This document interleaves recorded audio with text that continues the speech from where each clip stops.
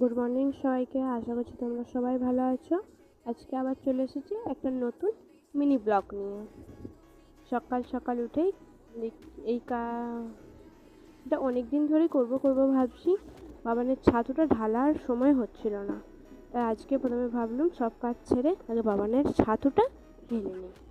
তাই প্রথমে ছাতুটাকে কেটে নিয়ে ডিপেগুলো গোছ করে ঢেলে নিচ্ছি, তারপরে বাকি সব কাজ করব।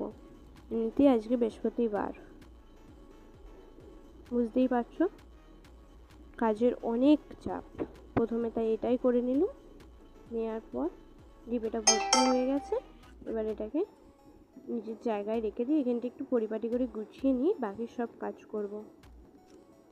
আর তোমরা কিন্তু আমার ভিডিওয় লাইকও দিচ্ছ না, আর আমাকে সাপোর্টও করছো না। প্লিজ তোমরা আমাকে সাপোর্ট করো, এরকম ভালোবাসা দিলে তবে তো আমি ভিডিও করব, বলো মানে কী করে ভিডিও করব।